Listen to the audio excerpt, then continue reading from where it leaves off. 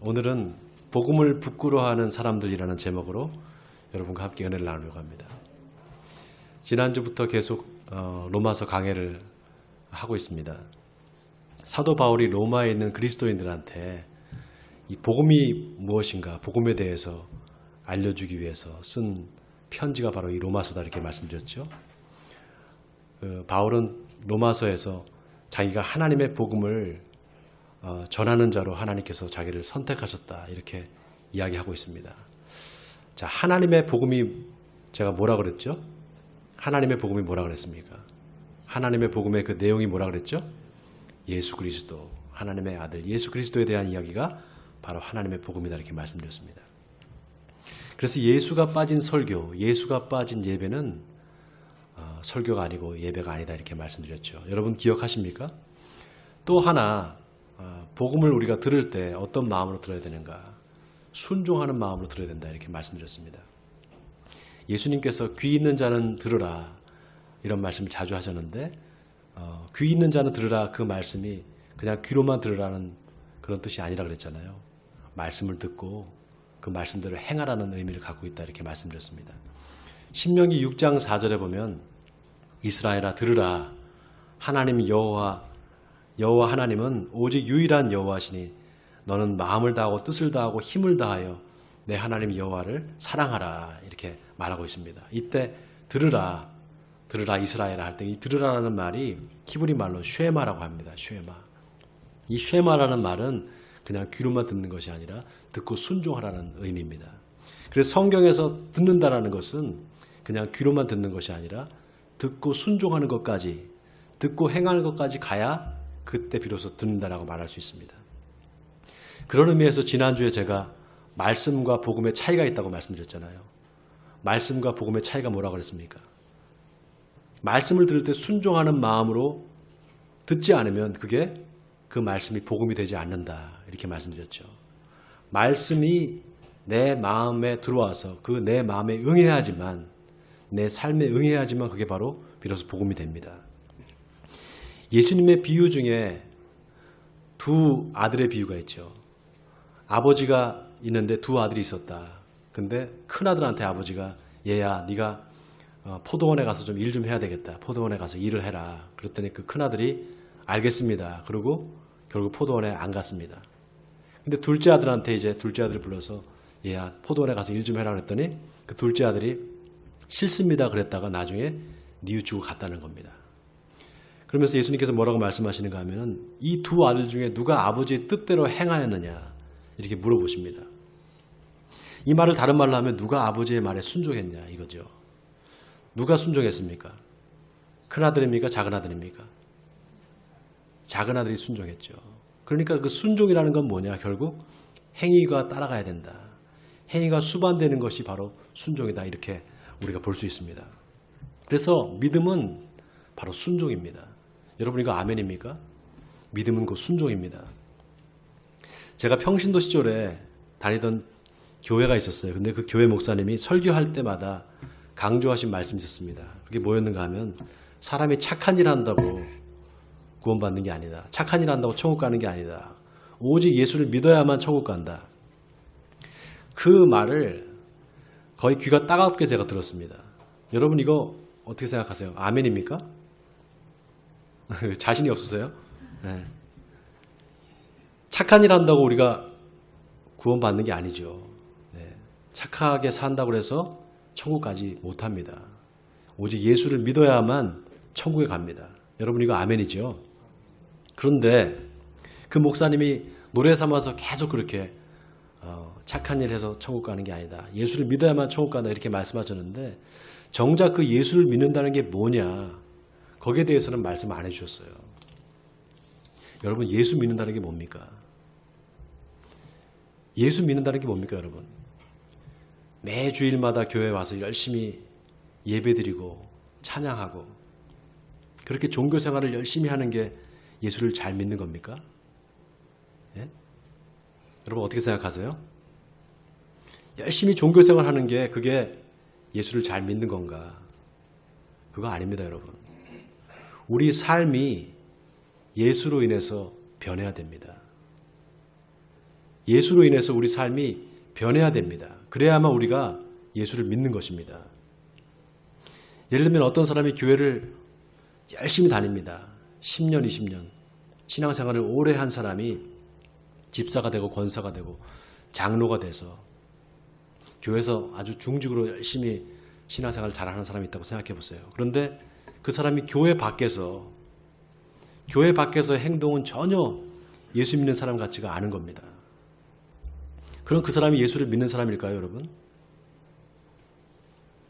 어떠세요? 예수 믿는 사람 맞습니까, 그 사람이?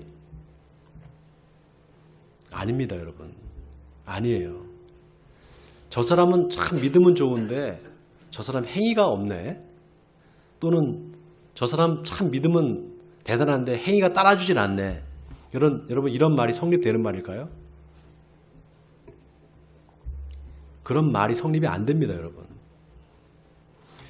그 사람의 믿음이 있는데 행위가 따르지 않는다. 그게 아니라 여러분, 그 사람한테 믿음이 없는 겁니다. 왜냐하면 믿음은 반드시 행위가 따라오기 때문에 그렇습니다. 그래서 지금 이 시대에 교회를 다니면서도 믿음이 없는 실제적인 무신론자들이 얼마나 많은지 모릅니다. 그냥 우리가 얘기하는 교인들, 교회 다니는 사람들만 득식을 합니다. 정작 그리스도인은 찾아보기 힘듭니다. 여러분, 제가 항상 강조하는 말이 있죠. 믿음과 행위는 절대로 분리되지 않습니다. 믿음과 행위는 언제나 하나입니다. 자, 오늘 본문에 사도 바울이 로마에 있는 그리스도인들한테 편지를 하면서 내가 너희 모두에게 대해서 하나님께 감사한다. 왜냐? 너희 믿음이 온 세상에 전파되기 때문이다. 이렇게 말합니다. 자, 여기 너희 믿음이 온 세상에 전파됨이라. 여러분, 이 말이 아주 의미심장한 말입니다. 여러분, 로마 교회가 제가 어디 있다고 그랬죠? 로마 교회가 어디 있었다 그랬죠?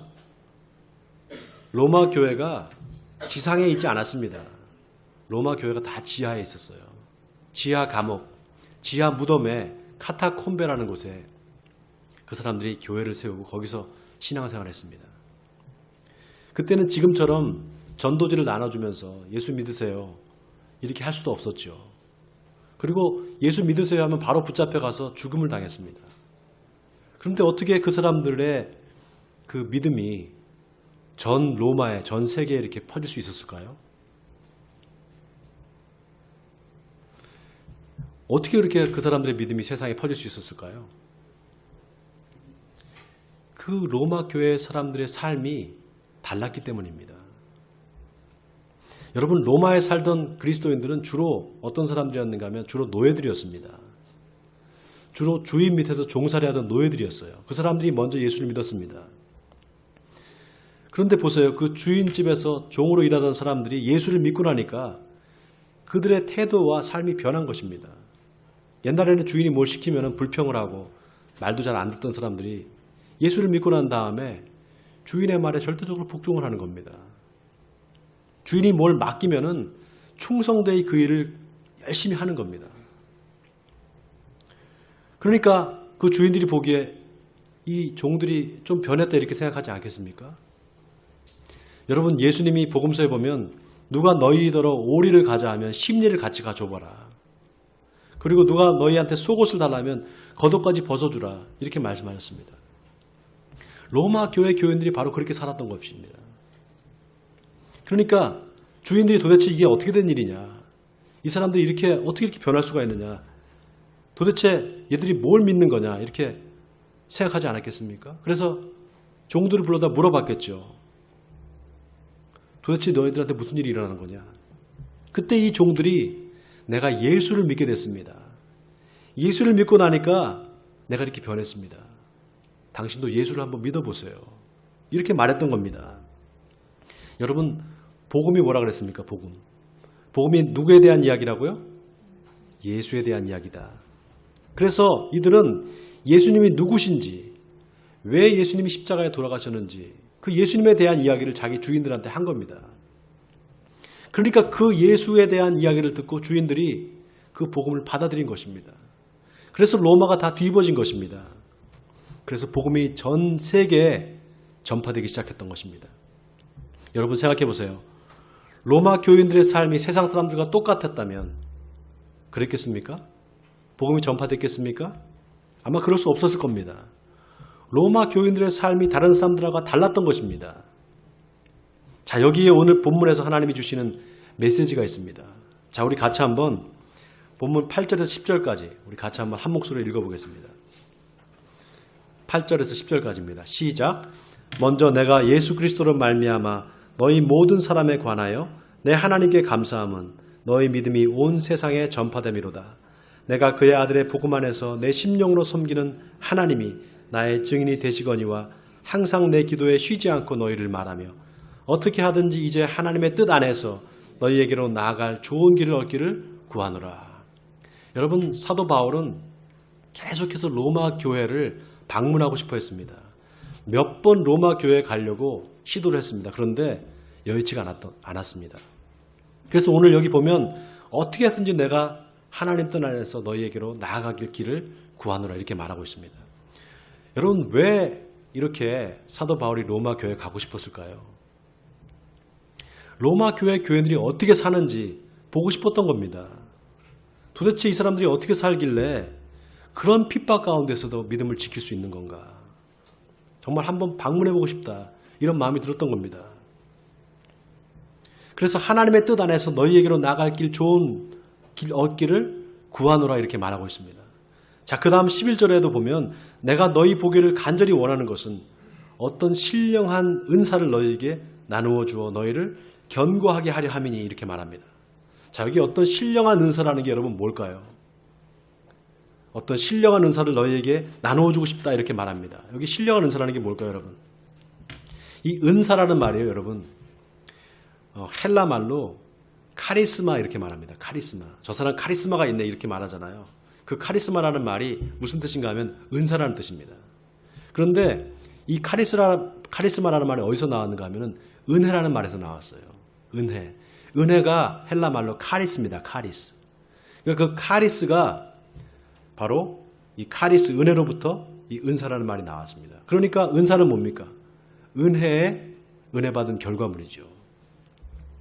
자, 그런데 사도 바울이 지금 로마 교회에 가서 내가 어떤 신령한 은사를 너에게 나누어주고 싶다 이렇게 말합니다.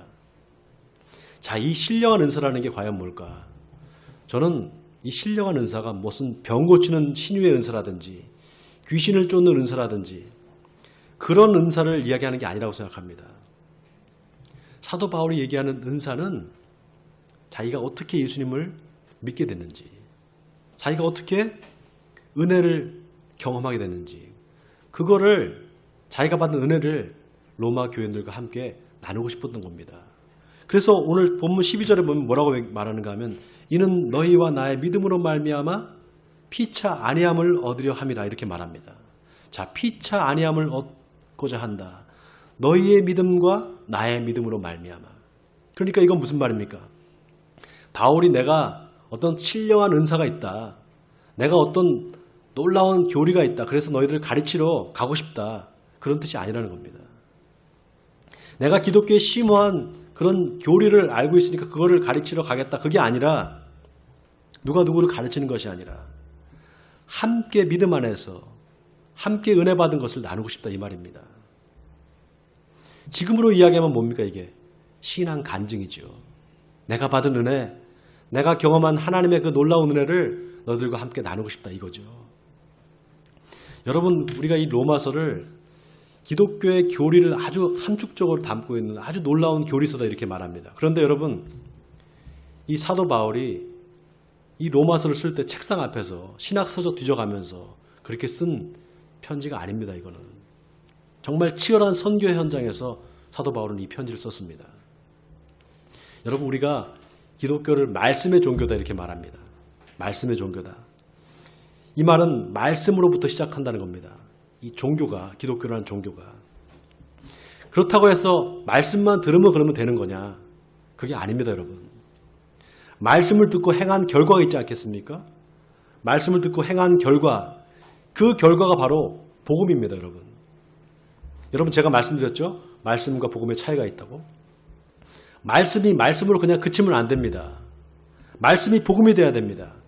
말씀이 내 삶에 응해서 내 삶이 변화되어서 그래서 나를 완전히 바꾸게 되면 그 말씀이 이제 나에게 복음이 됩니다. 여러분 이거 아멘입니까?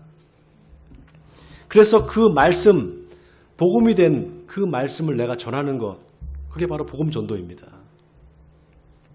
예수를 믿고 내가 그대로 예수님 말씀대로 살아보니까 나한테 이런 변화가 일어났어. 정말 하나님이 살아계시고 하나님이 나를 변화시켜 주셨어. 내가 고통 가운데 있었는데 하나님이 나를 고통에서 구원해 주셨어. 이런 간증, 이런 체험이 있는 것과 그래서 나도 그런 체험이 있으니까 너도 한번 믿어봐 이렇게 복음을 전하는 거하고 야 예수님 믿으면 복 받는데 그러니까 한번 믿어봐 어떤 게 더 힘이 있겠습니까 여러분? 당연히 내가 이렇게 믿었더니 이런 변화가 있더라. 그러니까 당신도 한번 믿어봐. 이게 더 힘이 있지 않겠습니까? 이게 바로 복음입니다. 사도 바울은 지금 그걸 로마 교인들과 함께 나누고 싶어 했던 겁니다. 여러분 이게 중요합니다. 이게 아주 중요합니다. 우리가 신앙생활을 그냥 교회 와서 설교 듣는 것으로 신앙생활을 다 했다 이렇게 생각하는 사람들이 참 많습니다. 여러분 학원에서 강의를 열심히 듣잖아요. 그러고 공부를 다 했다고 생각하는 학생은 공부를 못하는 학생입니다. 다 학원에서 강의를 열심히 들었으면 자기가 집에 와서 복습을 해야 됩니다. 이 말이 무슨 말인가? 내가 설교를 듣기만 듣고 그것을 행하지 않으면 그 들은 것이 아무 소용이 없다는 것입니다. 듣기만 듣는 신앙, 듣기만 듣는 기독교, 지금 우리 대한민국에 많은 그리스도인들이 그렇게 신앙생활을 하고 있습니다. 지금 바울은 뭐라고 말합니까? 어떻게 해서든지 내가 복음을 전하고자 한다 이렇게 말합니다. 할 수 있는 대로 로마에 있는 너희에게도 복음 전하기를 원하노라 15절에 다시 한번 강조합니다. 자, 이 복음이 뭔가? 예수 그리스도가 나에게 행하신 그 놀라운 일을 그 경험을 내가 너에게 전하고 싶다는 겁니다. 여러분 바울이 예수를 믿기 전에 어떤 사람이었습니까? 바울은 예수 믿는 사람들을 잡아다가 감옥에 쳐넣는 일을 했던 사람이었습니다. 그런데 다메섹 도상에서 부활하신 예수님을 만나게 됩니다. 그리고 그는 예수님으로 인해서 완전히 변화가 됩니다. 박해자에서 복음 증거자로 변화가 됩니다. 자기가 예수를 믿고 보니까 하나님의 은혜가 너무 큰 것입니다. 자기 같은 그 죄인을 어떻게 이렇게 하나님께서 나를 구원해 주셨을까? 그 은혜가 너무 컸던 것입니다. 그래서 사도 바울은 14절에 뭐라고 말하는가 하면 헬라인이나 야만인이나 지혜 있는 자나 어리석은 자에게 다 내가 빚진 자다 이렇게 말합니다. 자기가 빚을 졌다고 말합니다. 무슨 빚을 졌는가? 복음의 빚을 졌다는 것입니다.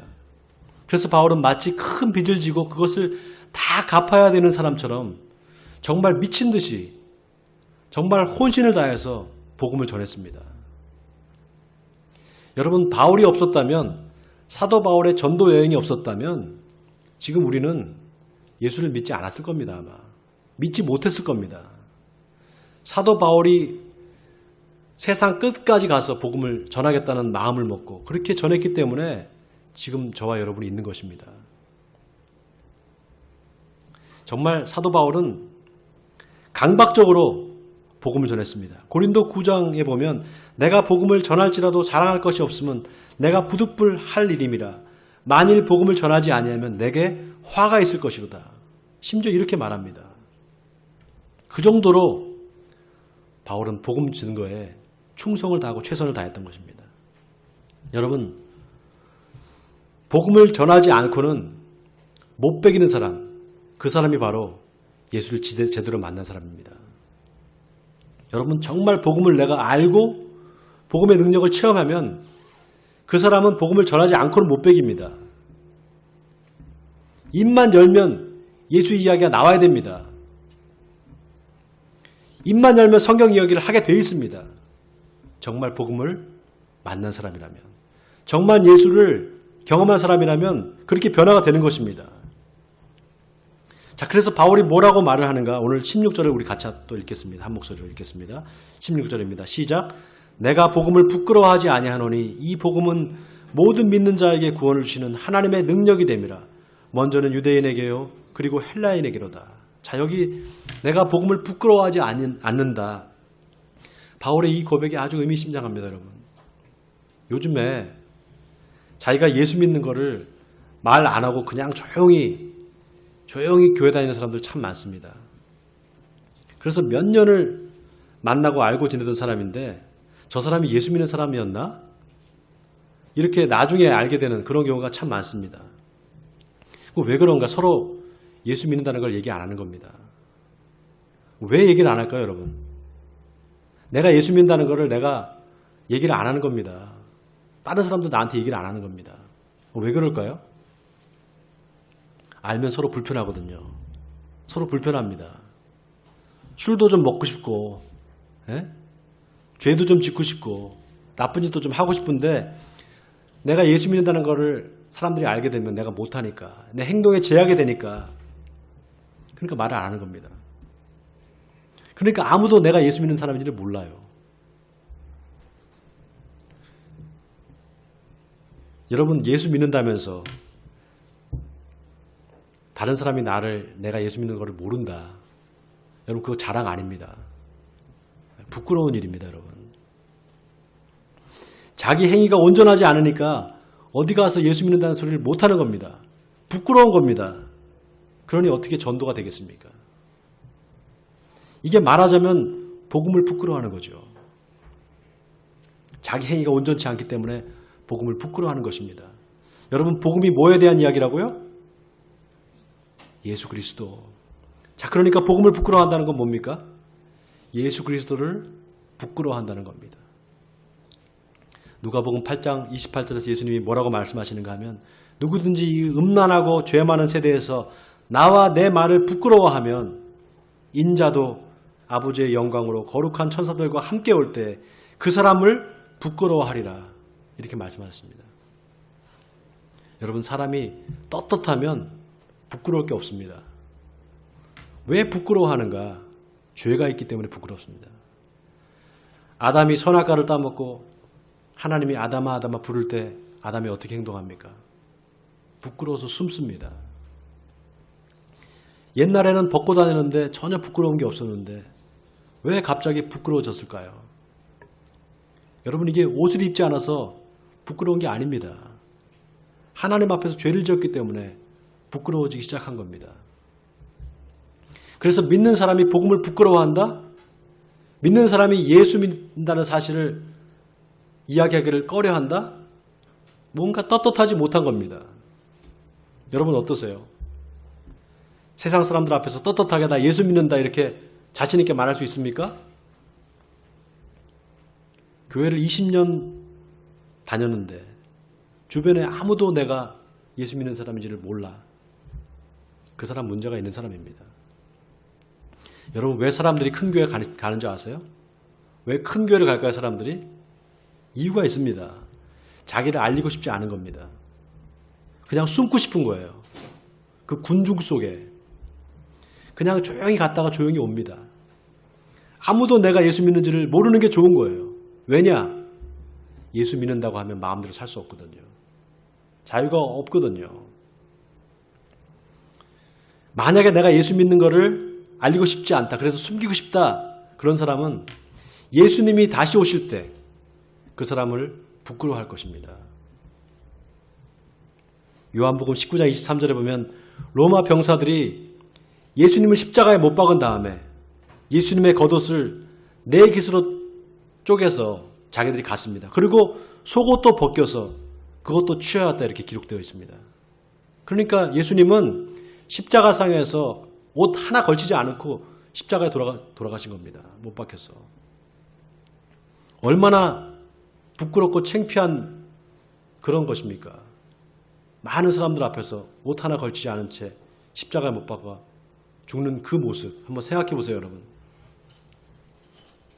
그래서 이 십자가형은 잔인하기만 한 것이 아니라 그 십자가형을 당하는 사람한테는 가장 치욕적이고 가장 부끄러운 죽음, 그게 바로 십자가형이었습니다. 그러니까 바울이 내가 복음을 부끄러워하지 않는다는 것은 예수님이 십자가에서 당하신 그 부끄러움과 치욕을 생각한다면 내가 어떻게 복음을 부끄러워하겠느냐? 부끄러워할 수 없다는 것입니다. 여러분 아멘입니까? 자, 마지막 17절을 우리 같이 또 읽겠습니다. 17절입니다. 시작. 복음에는 하나님의 의가 나타나서 믿음으로 믿음에 이르게 하나니 기록된 바 오직 의인은 믿음으로 말미암아 살리라 함과 같으니라. 자, 여기 기록된 바 오직 의인은 믿음으로 말미암아 살리라 함과 같다. 여기 기록된 바 어디에 기록된다는 겁니까? 어디에 기록되어 있다는 거잖아요. 어디에 기록되어 있을까요? 구약 성경에 기록되어 있겠죠. 구약 성경 어디에 기록되어 있는가? 하박국서 2장 4절에 이 이야기가 기록되어 있습니다.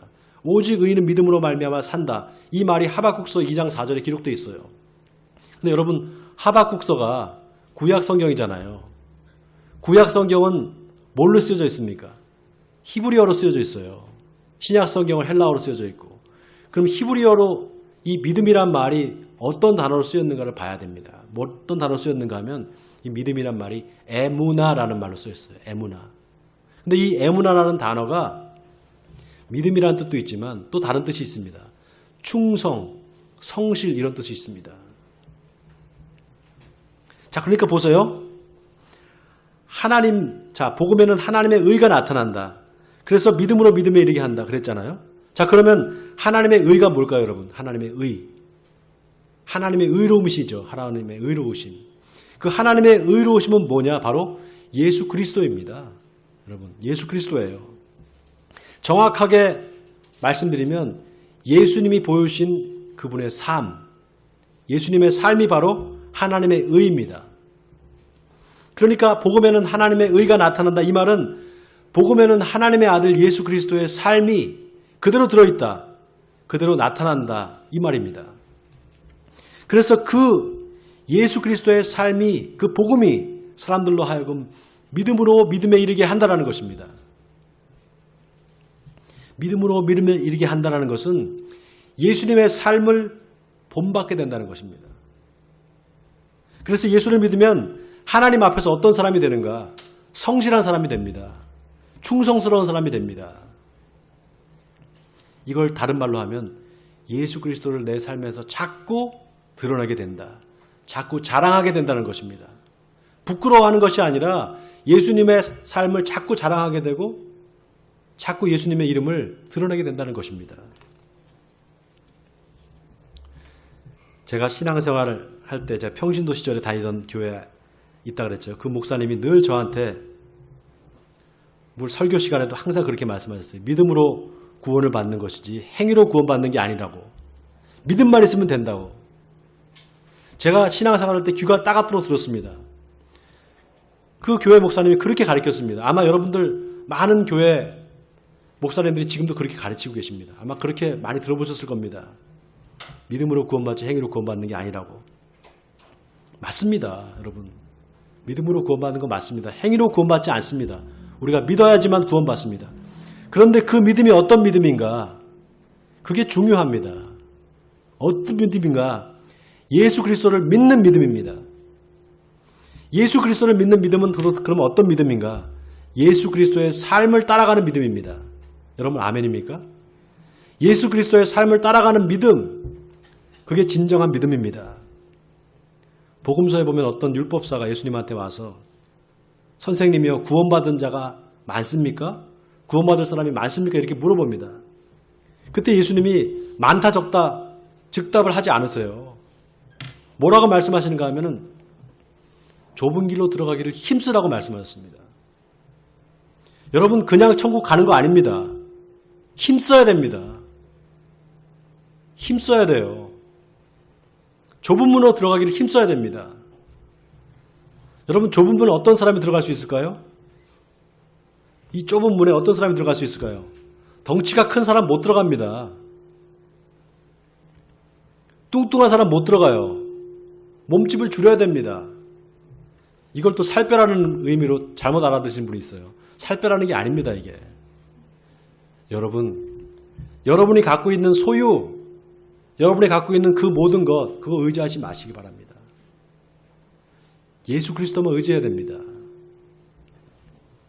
몸을 낮추고 자세를 낮춰야지만 좁은 문으로 들어갈 수 있습니다. 욕심을 버리고 겸손하게 자신을 낮추는 사람, 그 사람이 천국에 들어갈 수 있습니다. 제가 성지순례를 갔다 왔잖아요. 성지순례에 예수님의 무덤 교회가 있어요. 성묘교회라고. 성묘라는 그 말이 예수님의 무덤이라는 뜻입니다.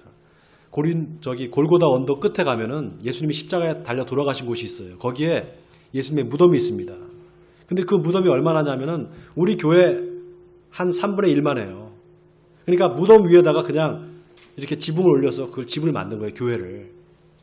근데 그 성묘교회로 들어가는 그 문이 어떻게 된 줄 아세요? 굴이에요. 굴. 완전히 머리를 낮춰가지고 이렇게 앉아가지고 이렇게 기어 들어가야 돼요. 그래야지만 그 문에 들어갈 수 있습니다. 이건 뭘 이야기하는 것인가? 자기를 낮추는 사람, 겸손하고 자기를 낮추는 사람, 그 사람만이 천국에 들어갈 수 있다는 것입니다. 그 겸손으로부터 뭐가 나오는가? 바로 믿음의 온전한 행위가 나옵니다. 율법의 행위와 믿음의 행위가 반드시 구별됩니다, 여러분. 율법의 행위는 내가 이걸 하지 않으면 벌을 받을 것 같아. 그래서 어쩔 수 없이 하는 게 율법의 행위입니다. 근데 믿음의 행위는 정말 하나님 앞에서 낮아져서 내가 어떤 존재인지를 알고 하나님 앞에 내가 쓰임받기 위해서 하나님, 내가 뭘 하면 하나님이 기뻐하실까요? 이렇게 겸손한 마음을 가지고 나오는 행위, 그 행위가 바로 믿음의 행위입니다. 사랑하는 성도 여러분, 여러분은 어떤 믿음을 갖고 있습니까? 지금까지 어떻게 예수를 믿어왔습니까, 여러분? 만약에 예수를 믿고 교회를 오래 다녔어도 어디 가서 예수 믿는다고 떳떳하게 말할 수 없을 정도로 여러분의 삶이, 여러분의 행위가 세상 사람들과 구별되지 않았다면 이 시간 이후부터 회개하시기 바랍니다. 이 시간 이후에 결단하시기 바랍니다. 내가 이제부터 복음을 부끄러워하지 아니하리라. 복음을 자랑하고 예수님을 자랑하리라. 그런 사람이 되겠습니다. 이렇게 결단하시기 바랍니다. 그래서 여러분의 삶이 예수를 믿음으로 말미암아 변화되는 역사가 있기를 주님의 이름으로 간절히 축원드립니다.